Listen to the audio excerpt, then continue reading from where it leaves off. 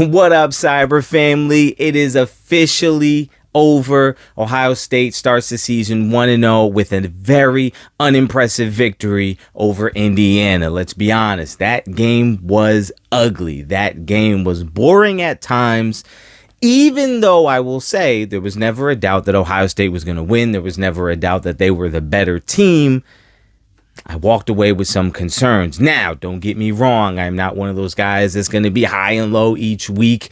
No, it was week one. It was on the road. Indiana came out with a game plan of trying to control the clock and shorten the game. And to be quite honest with you, I think Kyle McCord and Devin Brown getting their first, real chance to be the guy caused Ryan Day to actually have a very conservative game plan. Now, there's a couple things I take away in this game. My biggest takeaway, the only thing I walk away feeling really concerned about going forward in this season, I thought the offensive line was terrible, particularly in the run game. I feel like they were not opening up anything. I feel like Travion Henderson did not have the type of day we would all expect him to have. And I feel like a lot of that has to do with the lack of running lanes produced by that offensive line. Now, this is something I feel like that's been trending for the past couple years, where the offensive line seems to be not the best when it comes to running the ball, causing some teams, namely that team up north, to call Ohio State soft and say that they are finesse. I know all of the hype is about the receiving core, but at the end of the day, I think they have to be able to run the ball in order to win those big, tough games, especially late in the season in that cold weather. Now, I will say another problem they had today was third down efficiency. They went 2 for 12 on third down. I got to be honest with you, not very good.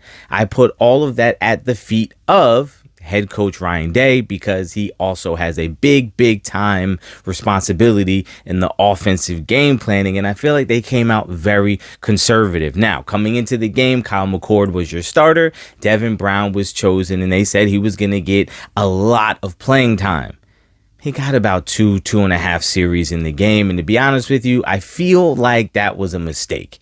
The whole second half, Ohio State never lost control of the game. It was very ugly. And I understand. I'm going to say Kyle McCord is the guy going forward. I think the coaching staff knows that. I think they respect Devin Brown, and they didn't want to outright just say, nope, ride the pine. I think they want to keep him around. But I think everyone kind of knows that Kyle McCord is the guy. And so they wanted to give him opportunities to kind of get into a groove and, I don't know. It was ugly. All right. We can all agree it was ugly. Yes. Thank goodness they got the win. Thank you, football gods. But it was ugly. Kyle McCord went 20 of 33 for 239 yards and a bad interception. But again, I'm not gonna ding him too much because, hey, man, he was trying to make a play, threw it back across the middle, shouldn't have done it, but no harm, no foul, right? Now, against another team, a better team, perhaps that comes back to bite him, but at the end of the day, mistakes happen. I'll give you a pass. It's your first start in the first season of you being, quote unquote, the guy. So I'll give you a pass. Like I said, Travion Henderson ran the ball 12 times for 47 yards, or 3.9 yards per carry average. Not good enough. But I don't fault him because I think you saw him making some moves and, had a couple good runs in there throughout the day. But the offensive line really wasn't creating no space. Now, the guy I walk away with feeling really good about, there's two guys. One is Chip Trayanum.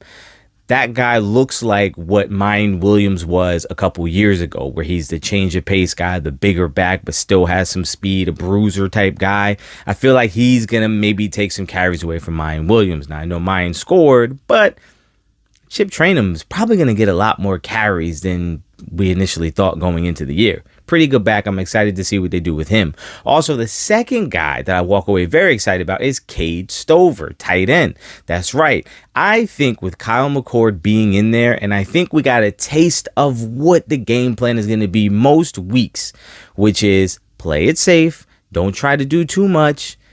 Just get it to the guys over the short intermediate stuff. And Cade Stover had a big time game. And I think going forward, he might even be the primary target.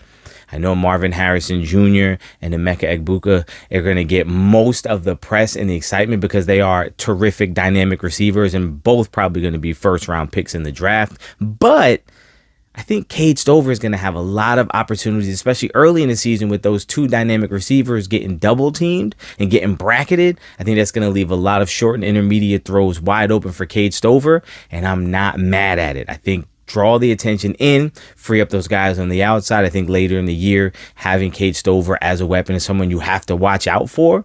I think that's a plus. I think that's beneficial. So overall, I'm happy they got the win. I'm concerned about the offensive line going forward. It was an ugly win, but a win nonetheless, so I can't be too mad. Buckeye Nation, Cyber Family, what do you think about this win? Are you concerned about Ohio State? Are you encouraged? How do you feel about Kyle McCord? Do you think he is the guy, or do you think he's not? Let me know what you think in the comments down below, and I'll catch you guys next time.